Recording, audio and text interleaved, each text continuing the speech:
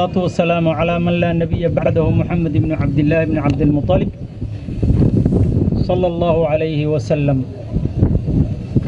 ما أنت وحي هيد مالين عيديد مسلمين توحي أوتاي مالين فرحدات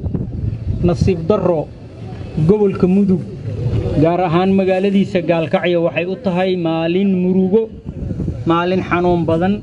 إنا لله وإنا إليه راجعون إنا لله وإنا إليه راجعون إنا لله وإنا إليه راجعون وحلياب لوي صومالي دو وحي كما مهدا haddii qayla yeerto xagee loo cararaa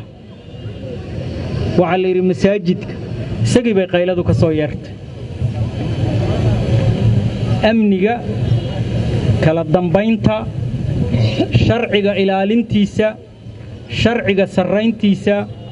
dawladda laga rabaa booliiska laga rabaa laamaha amniga laga rabaa maxkamadda iyo garsoorka laga rabaa haddii iyagii qayl ka soo yeertay xagee loo cararaya dadku xageeba isku aaminayaan waxaan aad uga xunnahay cod dheer aan ku leenahay amniga la siyaasadeeyay waa ka xunna waa ku celinaynaa amniga la siyaasadeeyay ee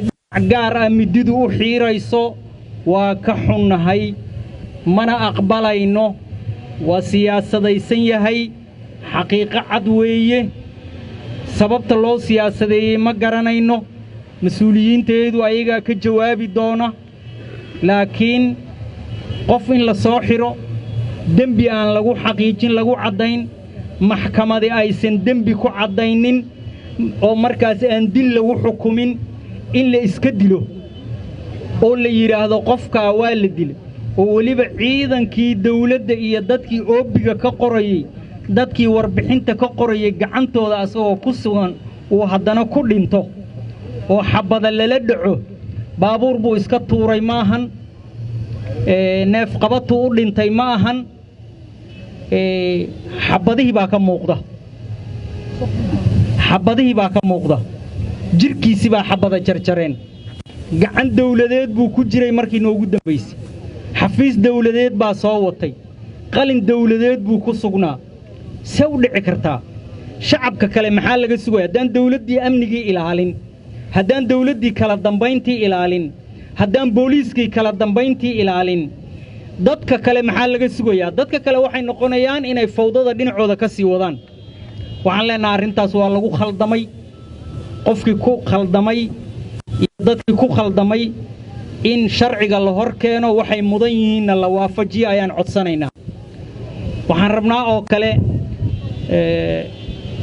guddoomiyihii gobolku waa joogaa xildhibaanadii waa joogaan maayarkii waa joogaa ku-xigeenkiisii maayarka ku-xigeenkiisii baa jooga ku-xigeenkii maayarkaa jooga waxaan leenahay maayarka haddii ku-xigeenkiisii jooga asagiina waa joogaa waxaan leenahay dadka gacantooda lagu ogaa Sheekh Cali ee wali banaanka jooga ee wali ku raaxaysanaya dabaysha ee naacawda cabaya ee si fiican oo xor u jooga gacantoodana uu ku maqan yahay Sheekh Cali xaq ma ahan ina maanta la soo hor istaagtiin dadkiina banaankay joogaan gacantooda lagu ogaa ee adinkuna raali ahaado isqaboojiya macquul maahan waxaan ka rabnaa mas'uula noo tihiin dawladii baa noo tihiin adinkaana matala nimankaas waa in sidii sharcigu yaqiinay sidii sharciga booliiska lagu yaqiinay sidii nidaamka lagu yaqiinay gacani waxay qaaday baa lagu leeyahay iyaga soo qaaday iyaguna ku maqan yahay waa inay xabsiga galaan marka hore inta baaritaan ku socda ayagana waa in baaritaan la geliyo laakiin nimankii halkaas ay dhooban yihiin lama taabanayo shacabow isdajiya waa la khayri doonaa sasabaadaas macquul ma gudoomiyaha gobolkan codsigaas u jeesanaynaa amniga gobolka isaga ugu sareeya maayarka ku-xigeenkiisii jooga isaga ugu sareeya taliyihii baa jooga qaybta waxaan codsanaynaa dadkaasi horta in sharciga loo sinaado iyaga lagu ogaayo intay meel kaga sheegayaan in ayaga la hayo midda labaad waxaan leeyahay maxkamad aan shaki laga qabin baaritaan aan shaki laga qabin baaritaan aan dhinac u rarnayn maxkamad aan dhinac u rarnayn waa in la keenaa gobolkuna uu ku qancaa arrintaas iyada hab maamulo in loo galo bulshadu waxay ku qanacdaa in mas'uuliyiintoodu wax cad ay soo hordhigaan sidaa kaliya ay ku qanci karaan laakiin raalli ahaada isdejiya oo wixii waa dhaceen waxaas qanac maahan shalay waxaan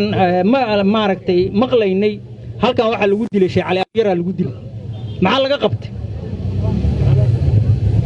odayaal ba halkan maaragtay muhiim ah lagu dilay iyo saraakiil maxaa laga qabtay maalin walba gacan ku dhiiglaha iyo dhibanuhu inuu inta hortayada dadka ku laayo